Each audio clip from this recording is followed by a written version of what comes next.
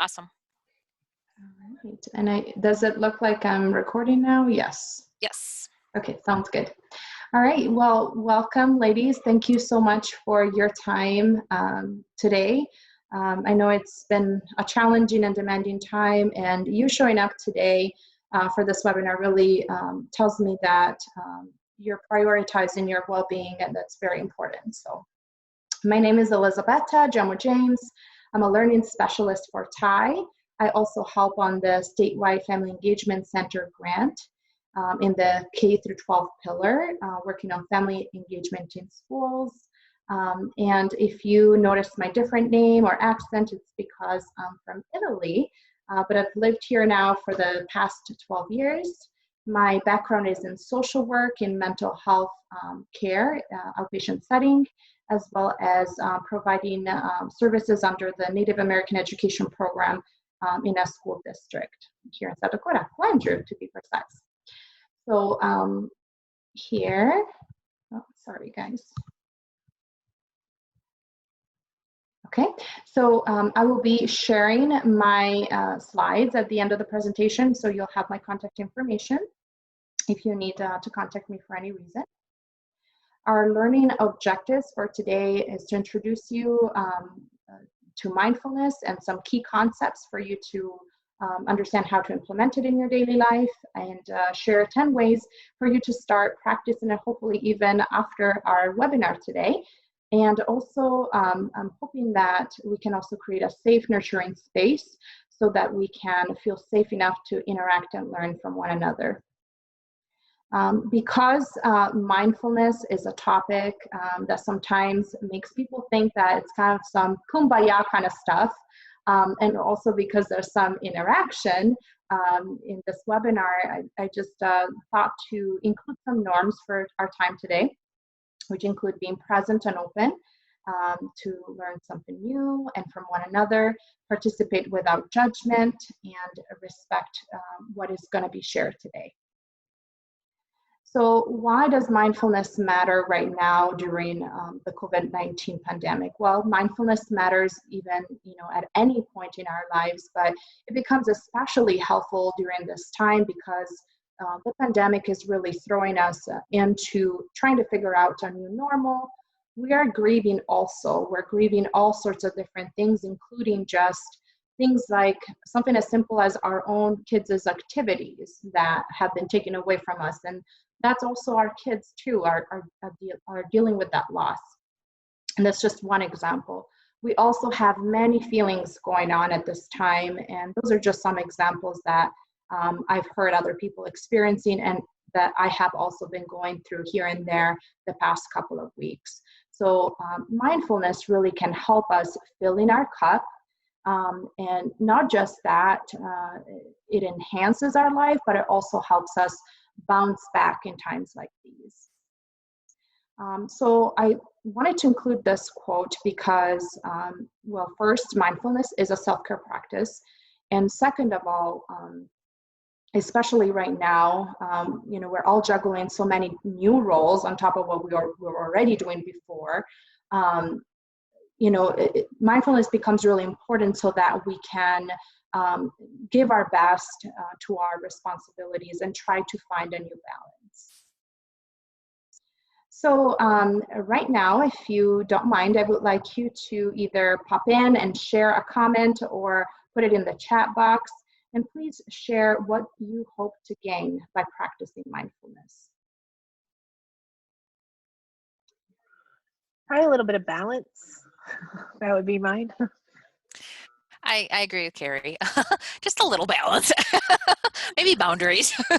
Boundaries, balance, nothing big, just little.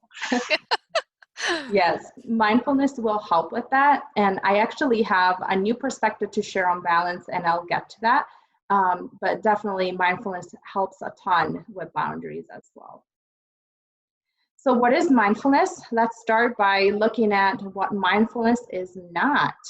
So even though mindfulness does come from Eastern religious tradition, it is not a religion. It is a secular practice that can be implemented in schools. it does not mean absence of thoughts. That was a big learning for me on my journey, because when I first started practicing in 2013, I was really frustrated, and I remember myself really feeling even more anxiety because I was sitting there trying to meditate, and so much was going on through my mind, and I was thinking, how am I trying to do mindfulness here? Well, mindfulness is not trying to get rid of thoughts. It's our ability to paying attention to our thoughts and knowing how to manage them. Mindfulness is also not ever-present peace, even though it will add bliss to your life. And it is not separation of body and mind, and absolutely not an escape from the world and reality. So a definition that I always like to use is by Ronald Siegel. He's a psychiatrist. Mindfulness is awareness of present experience with acceptance. So I know it seems like a lot is packed in there, so we're gonna kind of try to unpack it a little bit. I also like to use this metaphor when I try to explain what mindfulness is and what it does. So all the way to the left, we have a jar with a lot going on in there, a lot of dirt lingering in there. So that is us when we are in automatic pilot. We're just kind of engaged in what we do all the times. And sometimes that's not a bad thing, because by brain science, we just can't always be 100% present in our lives. But also sometimes we have a lot going on in our mind, such as worries about the past and future, or even the present, our to-do list, what we need to do next, what our kids need, how our needs are not being met, things like that. We have a lot going on. And so that is really how our mind might look like, in a metaphor, using the jar metaphor. So when you start using mindfulness and you start practicing mindfulness and really strengthening that muscle, because it is a mind muscle, you're able to let those thoughts go. And just like in this picture all the way to the right, you're able to let the dirt settle, the dirt representing your thoughts. So as you can see way more clearly now that the dirt has settled. So that's what mindfulness does. Another metaphor that I like to use, that actually I learned from Ronald Siegel, and I learned it from one of his courses online. He talks about our mind being like a puppy. If you have a puppy, you might know that at first when you get them, you have to help them learn how to use the litter, or not the litter, sorry, that's a cat, right? you have to help them learn how to go outside for, their needs. And you have to teach them, all sorts of rules around your house. So that's the same thing for our mind and mindfulness. So think about that mind as a puppy. And so with that, you also want to be gentle with that puppy, right? It takes time and it takes practice. So this is a tool that I'd like you to really kind of keep with you, because I think this helps unpacking that definition of mindfulness, but also helps you applying it to your life and the ideas that I will be sharing. So again, mindfulness is awareness of present experience. And how do we do that? We do that by setting an intention to pay attention. So it's very key that we set that intention and we purposefully pay attention to our experience that is going on inside and around us and within our relationships. I do not cover this in this webinar, but what I usually also cover is the Wheel of Awareness by Daniel Siegel. Then another key part of mindfulness is breathing. We pay attention and we keep in the present through the breathing, through anchoring ourselves by paying attention to our breath. And C stands for compassion, because like I was mentioning a little bit ago with the puppy, we need to be kind to ourselves. And remember that this journey is about the journey itself, what we're learning from it. So compassion for ourselves, what we're learning, and compassion for others as well. Another key concept with mindfulness is that when we practice that, we really take on the observer role. So we take really literally a step back in our mind and we start observing what's going on within ourselves and in our lives. And this is actually perfect also when we are in the classroom trying to observe what's going on within our classroom dynamics and culture and within student interactions. So a metaphor that works really well for me as I pretend I'm watching a movie and I see things unfolding in front of me. Another metaphor that other people have used and I've heard using is, especially when you are moreover maybe observing your thoughts, it could be that you're laying down on the grass and you're looking up at the sky and you're looking at the clouds going by, and the clouds represent your thoughts. So sometimes that helps us practicing mindfulness. So what's the purpose of mindfulness?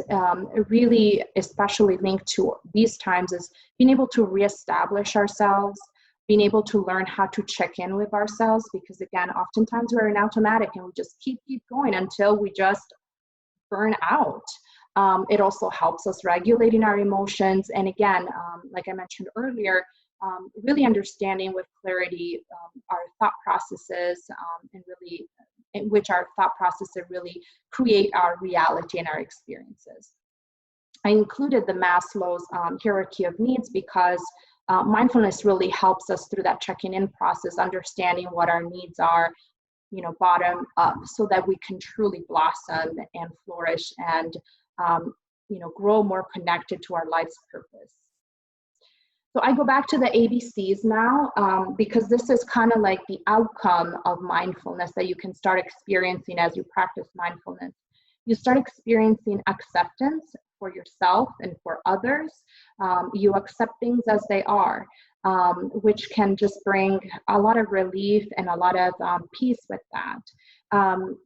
And then I'll jump to the letter B, balance and bountifulness. I was telling you I wanted to share something about balance here. So I was reading a book by Jen Alexander, and she wrote a book on trauma-informed practices, which I can share if you're interested in that.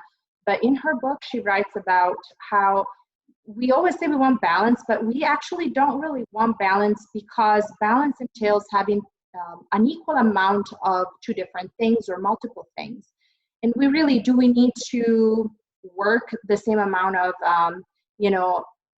hours, like basically, like health-wise, do we need to work out as many hours as we sleep? Not really. So we need to just find what works for each and one of us, and that might change day by day. So I like how we switch the perspective to bountifulness, which I try to keep with the B, but basically I'm referring to resilience. When we practice mindfulness, we start really developing our own resilience, learning our strengths, learning how to build on those, learning how to address weaknesses, and really growing from there. And C, centering and connectedness. When we become centered, we just feel more connected to our higher purpose. We're more connected to the people in our lives. We're connected to a greater sense of what's out there beyond ourselves. So this is just some of the research, what the research says around mindfulness. As you can see, it really starts also just from our physical health. It is proved to reduce the risk of heart disease and stroke, reduce our blood pressure, improve health of patients with fibromyalgia, with that helping relieving pain, and with the emotional, psychological, mental side of things, it really does help our psychological health. And I would like to point out, though, that most of these studies, however, look at least an 8-week consistent practice. So just, a heads up that it does take practice in it on a regular basis, not just here and there. Otherwise, you'll still probably enjoy these benefits, but it might take longer. And then actually, mindfulness does change the brain, and this is what some of the research shows. Specifically, a lot of the neocortex area of the brain with the executive functioning, memory also, and then improving focus and attention, highlighting the part of the slide where it says ability to work under stress, which I think really helps right now as well, which, that kind of that's what indicates how mindfulness really helps us dealing with change and loss. prevents brain cell death, and increases gray matter concentration. So I think this is really important also when we think about mindfulness in our students, because this is what can help them be in a learning mode. So with that, I'd like to just point out the brain science that kind of really helps us understand why mindfulness works. So this is just a very simplified view of what the brain looks like, especially from a function perspective of each area of the brain. And I'd like to go even further, quoting Daniel Siegel again. He talks about the downstairs and upstairs brain, which really helps us understanding trauma as well. The downstairs brain is the limbic and reptilian brain, and the upstairs brain is the neocortex brain. So just like a house, our brain is being built from the bottom up. So our bottom part of the brain houses more of the physiological functions and responses, and then a little bit above it, there's the limbic brain where our emotion management is housed. And then the last part to develop is the neocortex, and that's where we're able to think, we're able to rationalize, we're able to even be creative. And that's really where we want kids to be at, and that's where we want to be at. But because of the body stress response, when we are under stress, when we have big emotions, we tend to want to go in the bottom of our brain. So mindfulness really is basically the steps from the downstairs brain to the upstairs brain. So it's really that connection, and that's what we want. We want a brain that is integrated. We don't want different parts of the brains, and mindfulness can help with that. And so with that, we lead into the power of the pause, and that's really what mindfulness is all about. Again, it's taking that step back to be in an observer role, and either being observing or being engaged while you're observing everything that is going on. And I think this way of saying it, the power of the pause, really makes us think about what is going on in our lives right now. We're being forced to basically pause or do things differently.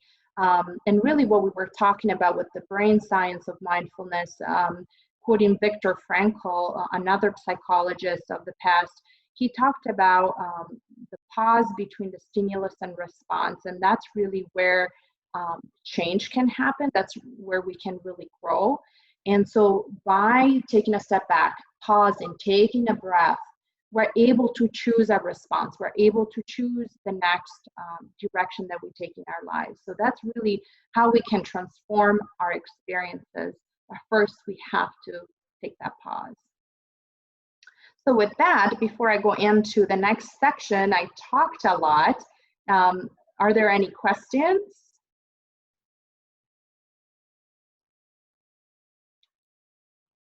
The pause is where I struggle. Again, big struggle. The pause. And it's absolutely understandable. I've been there and I continue to be there, but I think I want to highlight that, again, what I said earlier, setting the intention then to pause.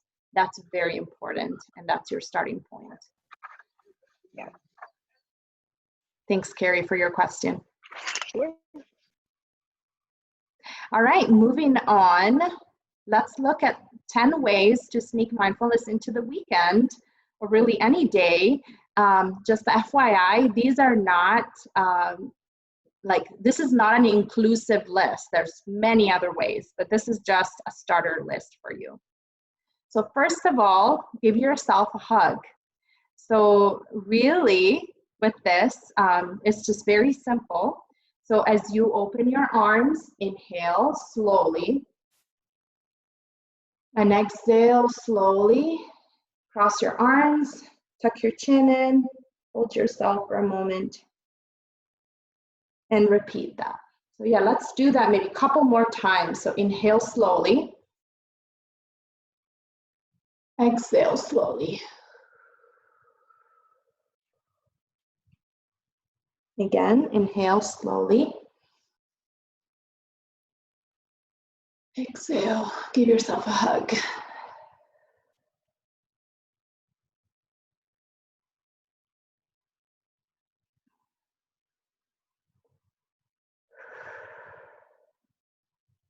So you can do this at any point of your day. And I think this helps us remind ourselves that we really need kindness and grace during this time for ourselves. And you can teach this to your children too if you have any in the home. The key here is remember to breathe slowly and deeply. Count if that helps you. And also you could add certain things that maybe you're seeking in your day, like inhaling peace, exhaling what you want to get rid of. So that sometimes helps you ground yourself in what you want to experience in your day. So number 2, smell the coffee, tea, or whatever hot meal you made for the night, or whatever your husband or partner made for the night, or your roommate. So this is great also as a visual for students, and that's kind of where the idea came to mind. So you can actually print it on a piece of paper and laminate it, or in this case, since at least, I don't know you, but I've been having tons of coffee and teas.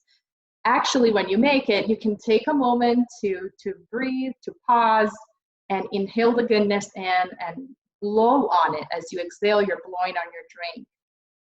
Same reminder, breathe in and breathe out slowly. So the next one, hand washing. Perfect, right? During this time, we need to remind ourselves how to properly wash our hands. So I'm going to stop talking for a little while and show you this video from Headspace. It's a great app. I personally don't use it. I think there was a subscription cost, but and I haven't looked if it's free now, and I'll get to some resources in a little bit, but there's a lot of stuff on YouTube, so that's Headspace is free right now. I came across on Facebook yesterday. Oh, great. Thanks, Gary, for that. I'll have to upload or update the Wakelet. This is something most of us do on autopilot. Yet this everyday task presents a perfect opportunity to practice mindfulness. Okay, begin by running the faucet, hot or cold, whatever your preference, and wet the hands, feeling the sensation of the running water covering the skin, but also hearing the sounds of the water flowing from the tap. Now apply the soap, enough so that it will provide enough froth to generously cover both hands front and back, and rub your hands together palm to palm in a slow, circular motion. Next, interlace the fingers, lathering the webbing between each finger and counting 1, 2, 3, 4, 5, up to 10. And then use the right palm to rub the back of the left hand and fingers, and vice versa. Turning the hands over and over, tucking your knuckles inside the palms, almost in a rolling motion, and counting to 10.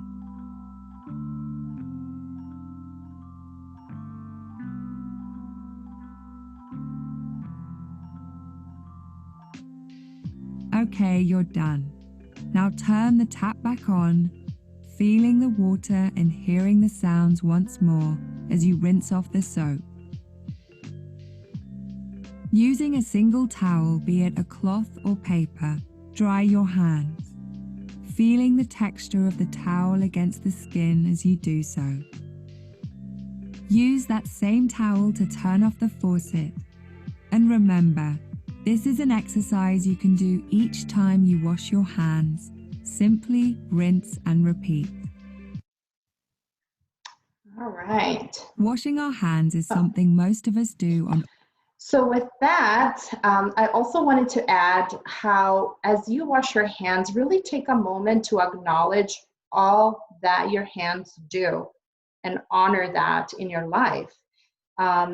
I was reminded of this. One of my best friends has a disability and she has limited use of her hands. So that's just really powerful to me. Sometimes when I'm having a hard day and I'm seeing all negative, that helps me kind of reground myself around, well, one, I have a lot of blessings, and second, oh my goodness, I do a lot with these hands, and teachers especially do this. So, right, so next strategy. This one you can do anytime you're seated, really anywhere. This one is more thinking about if you're seated, especially at a desk doing your work. And really the point of this is to focus on your position, making space for breathing, and focus on your contact point. So that would be your focus for the meditation. So we can do one right now. I'm checking the chat really quick if you don't mind. Okay, so Julie said, that would assume I cook. Really need to discuss how to do this. Okay, all right. Oh, sorry about that, guys. Just checking the chat here. By the way, it's my first webinar, so I'm learning here. But anyway, so let's practice this quick one together so we can all take a moment of mindfulness. I should also mention to you, I should have included in the norms. As you know, I'm working from home. I asked my boys, my husband and 2 boys, to be quiet, but I hear them downstairs. So hopefully if you hear anything, I apologize for that. But anyway, so let's start by taking a relaxed position. So just maybe roll your shoulders up and down to just kind of relax your shoulders and open up your chest. Then just relax your spine and try to keep it in a straight line, or you may continue to kind of relax your shoulders if that feels good. So you may close your eyes if that feels safe. Otherwise, just a soft gaze on the ground feels, perfectly fine as well. Feet flat on the ground, and we'll start by taking 3 deep breaths. Focus on filling up those lungs at the bottom lungs. So breathe in, hold, and breathe out.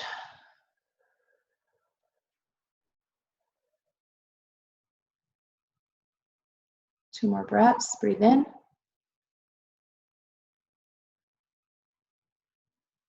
Hold. Breathe out.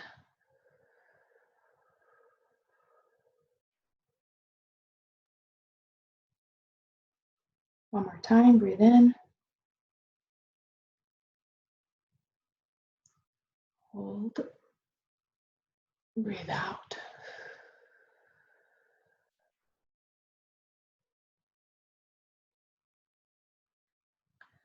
Take a moment right now, in this moment, in this space, to focus on what you are experiencing. Where do you feel your body touching your chair or your couch, wherever you're seated? Maybe start from the bottom of your feet. What are you feeling there? Maybe some tingling feelings. Move all the way up. Focusing on how your thighs are feeling on your chair or your furniture, wherever you're seated. Feeling your support. Right now, you're supported.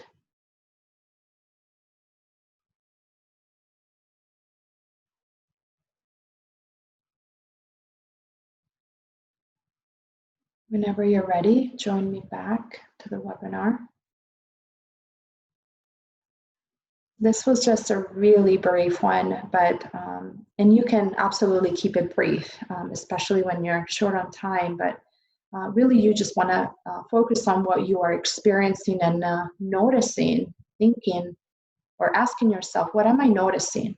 What thoughts were going through my mind? What was I feeling in my body? Where was I feeling that? So that's what this meditation is all about. So next,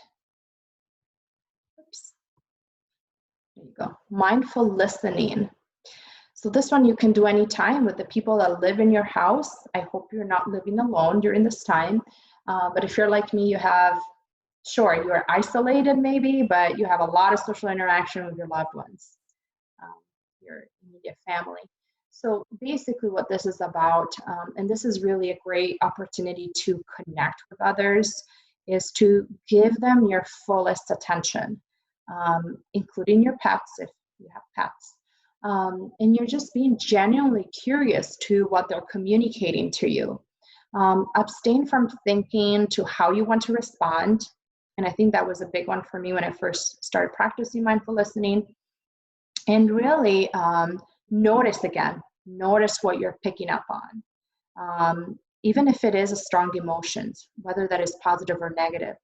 But an example I wanted to share with you is that the other day with my 3-year-old, we were able to go outside. That day was okay out. We bundled up. And I really told myself, again, I set that intention to be present, and I did that. And we ended up having such a fun time. I was just following his lead, and I ended up being Owlette out of the PJ Masks. And he was Catboy. So it was just a ton of fun, but really, especially our children can really help us on this mindfulness journey, because we are born naturally able to be mindful. It's just as we socialize, as we age, as we take on responsibility, that's when we lose this gift. Another example, again, pay attention to what your children or your loved ones are saying, because you can learn from them. Another example, my son always is excited when winter is wrapping up, so he's always fast at picking up when the grass gets greener. So that just really helps me realize, okay, I need to get back to the moment now. So another one is mindful eating. I'm gonna let the kids take this home. I usually eat an orange by just like shoving it in my mouth because they're so delicious. I devour it. What if you took it slowly, took your time? What if you investigate your orange like a scientist? Notice what you see, smell, feel, and hear. This little popping noise, like flowers. It's squishy. Now we're finally gonna eat it, but we're gonna eat it very slowly. You might take a whole minute to just finish one little slice. Open your mouth, put it on your tongue, close your mouth. Try not to chew it yet. Just notice how it feels in your mouth. Notice if you taste anything yet. Now begin to chew one bite at a time, noticing how it changes with each chew. Chew very slowly. How does it taste? Did you notice anything different? it was different. It was more sweeter. I mean, every orange is sweet, but this one is more sweeter. How do you think meals would be different if we ate more mindfully? They would taste a lot better, and you can savor your food. You're just all calm and peaceful, and you're not in a rush. Can you try to remember to take one mindful bite at your next meal?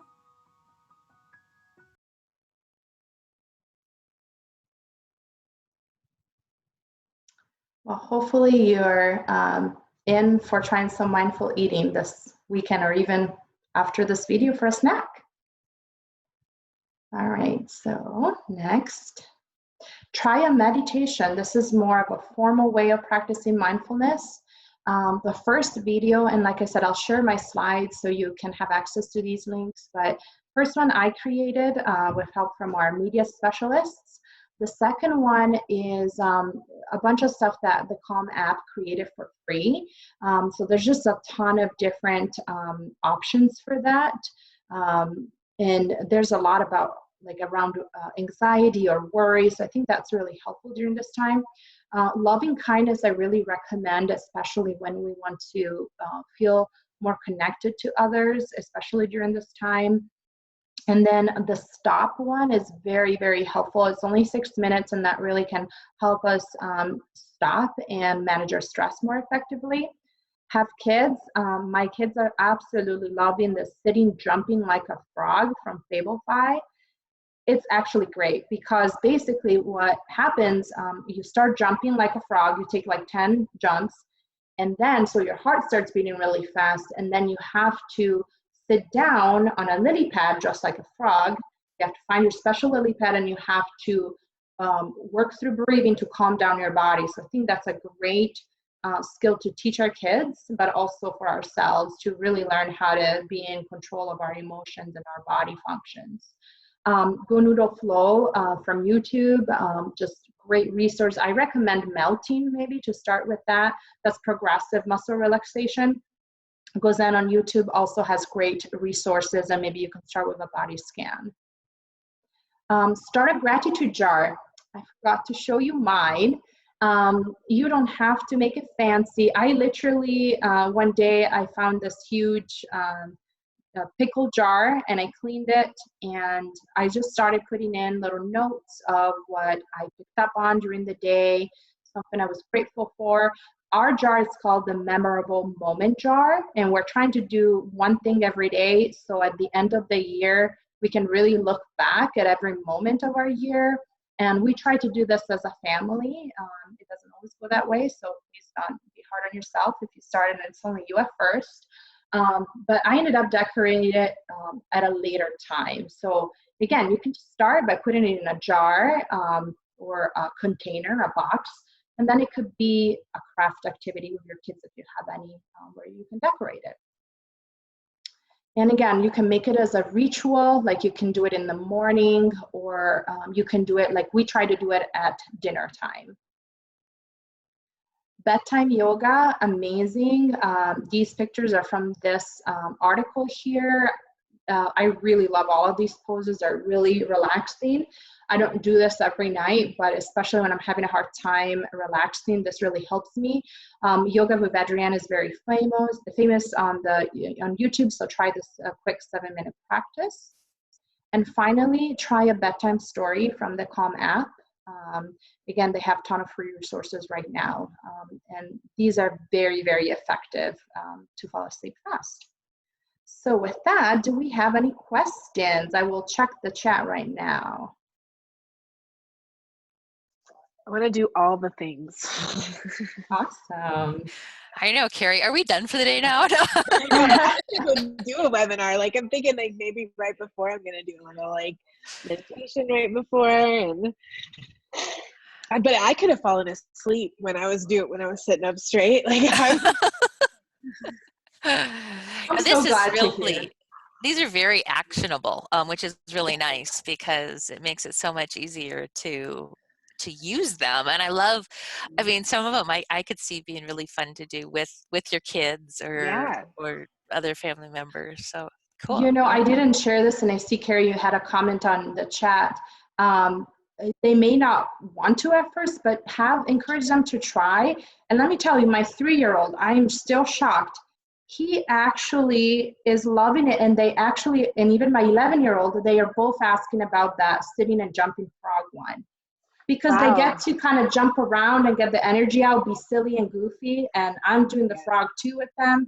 And then you also relax, and you can see my 3-year-old sitting and closing his eyes just like I'm doing. It's very powerful. And we also try yoga, cosmic yoga kids, which I'll show you where to find that. We've been doing that cosmic yoga. Layla and I have done it. She loves it. Yes, that's awesome for kids. And it's so good to see them practicing and really embracing that. So I do have that in my schedule. It doesn't always happen. Again, it's not a perfect world, but it's the intention and just trying to work toward it. So the fact that you have a schedule impresses me. So I'm all like, maybe. It's more of a maybe, Carrie, trust me. But yeah, with that, I think we already kind of covered. I had a question for you, but first I wanted to show you the website, which I know you're very familiar with, but I want to show you some resources here. I just go to the website, click on content, scroll all the way down to mindfulness. And I try to, earlier I mentioned the Wakelet, that's what I meant, trying to keep this updated as I find different things. I'll add the Headspace app as well. But I wanted to point you out to something that I think is pretty cool. I haven't used it yet, but I plan on. I think, again, mindfulness to me helps me feel connected to different, people and just the world. And so here, there's a lot of live meditation sessions that I think are really cool, and how to sign up or find them. So that's where you would find them. There's one from mindful.org. This one is more aimed with kids. Kids are meditating, and this is great. Mindful Schools. And then another one from the Center for Mindful Self-Compassion. So I put them right at the top here. So, and as you can see, Mindful or the Headspace, it's only free for educators and healthcare workers. Okay. Well, But it still helps. yeah. That does help. But yeah, and just note like when it's free for, who it's free for on there, and that'll be awesome. Will you link your slides will you share your slides to the Wakelet too? Sure, I could do that, and Okay. I will show you here too. So that's just a quick thing. The opportunity we have about, according to Wanderopolis, we have about 17,000 to 30,000 breaths per day. So that's how many opportunities you have. Okay, That's a lot. you can do it. Thanks, Elisabetta. This was really Thank awesome. you, Retta. Thank you so much. Yes. Well, we already covered this question, so I'll skip that and just closing thoughts. Remember, regularity is key, so just try it. Set reminders on your phone. That's what I need to do, so I'll do that too. Find what works for you, embrace the journey, and it's all about learning and unlearning what we need, and you matter, so do this for yourself. And then a survey, if you like to take it, I should have, I know you can click it, but maybe you can click it after I share my slides, just to kind of figure out what you need at this time and seeing if I can help meeting that need or what resources I need to look for. So I will share that. And this is where you can find the copy of my slides, and I can maybe put this in the chat too. So that's where it'll be, and I'll put it in the chat here a second. Oops. Okay, come on. Okay, I will find this chat box. There you go. I think I stopped sharing, and I will just put it in here. And that was about it for the day, guys. So Good job. Thank you so much. Thank you, ladies, for showing up and spending your time learning about mindfulness with me. That's really awesome. So you can stop the recording, and we will That's great. have